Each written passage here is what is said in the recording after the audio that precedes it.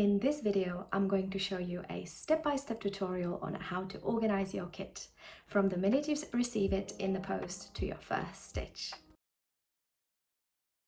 Hi, my name is Marie and this is Caterpillar Cross Stitch Channel. If you're new here, welcome. This channel is all about cross-stitching and tutorials, so remember to subscribe and hit the like button if you learned something new today. If you're struggling with organizing the kit you've just received or would simply like to know a couple of tips on what to do with the kit that's just arrived, you're in the right place.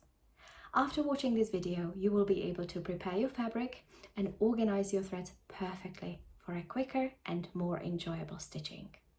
Let's get started. Your kit probably looks something like this.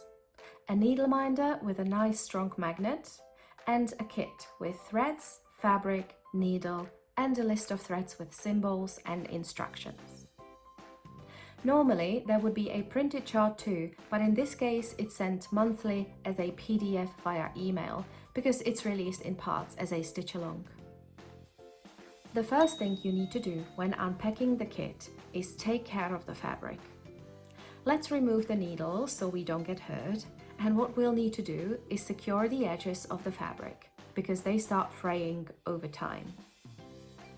I will show you how to do a quick and easy blanket stitch. It secures your edges and is easy to remove once you're done with your project and ready to frame. Let's take a piece of sewing thread. Cut a long enough piece to double it up, put the ends together, thread the needle, and you can see we have a loop at the end. Pick one corner of the fabric to start with, 2 or 3 holes down from the edge, push the thread through the fabric and then bring your needle through the loop to secure it.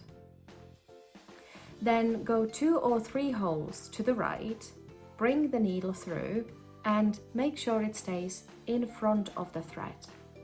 Pull and you've created the loop that secures the fabric. Voila, your first blanket stitch. Repeat until the end of the thread and then secure it.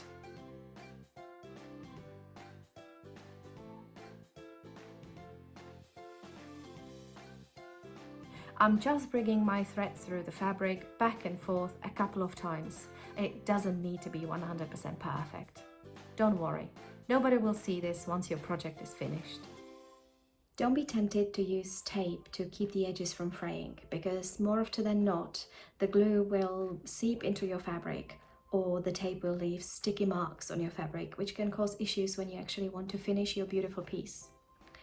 Then it would be better to just leave the fabric as it is. But keep in mind that the more the fabric is handled, the more it's in and out the hoop, the sort of older it gets, the softer it gets, and the higher probability that the edges will actually start fraying. And just a little tip from a procrastinator, if stitching the edges all in one go seems a little bit too much and tedious and daunting, make a deal with yourself. Every day before you start stitching, do one thread with a blanket stitch around your fabric.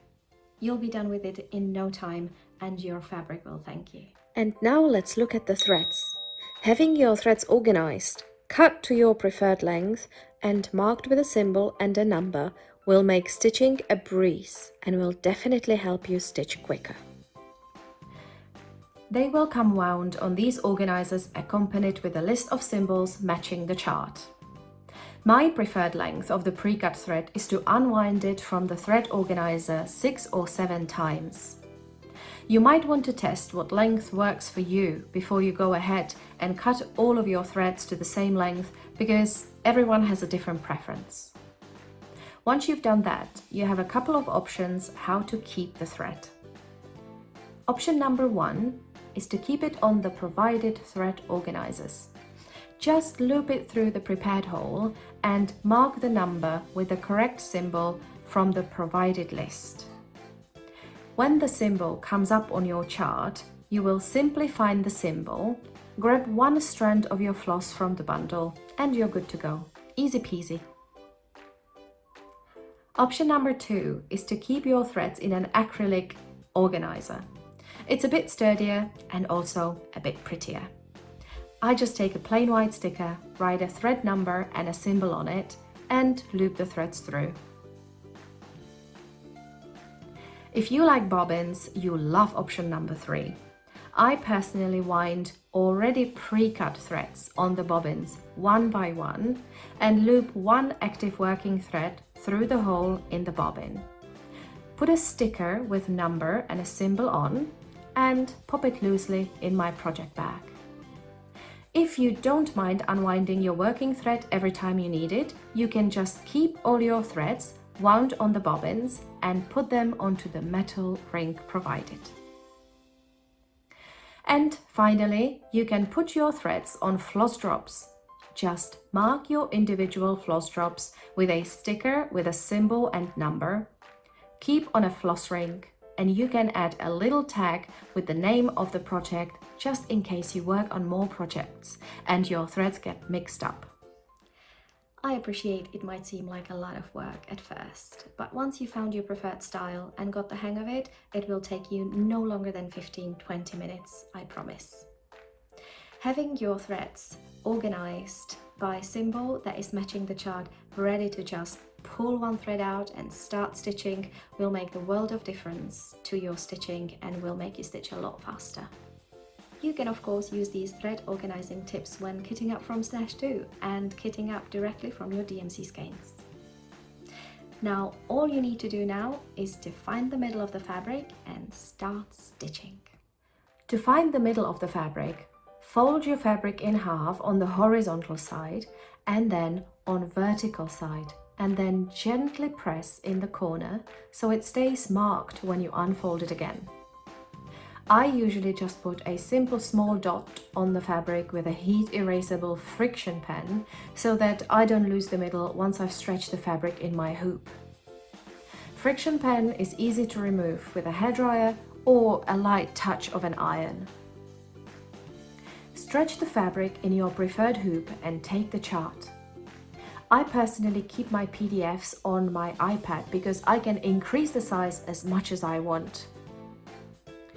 Find where the two red lines meet. That's matching our dot on the fabric. And count how many stitches away from the middle of the fabric is your first stitch. In this case, it's third stitch down from the middle. So there you have it. In just a few simple steps, you can organize your kit and set yourself and your project for success. Have you learned anything new today? Or do you have your own tips you'd like to share? Or do you have any questions? Let us know in the comment below. We'd love to know. If you don't already have the Touch of Magic stitch along and would like to stitch it with me and thousands of other stitchers in the world, you can purchase it directly on our website. The link is in the description below. Remember, you can also join almost 15,000 stitchers in our Facebook group. You can post your progress pictures in there and celebrate your stitching with people who love stitching just as much as you do. And to never miss out on any news or stitch-alongs, remember to sign up for our newsletter, aka VIP Stitch Club.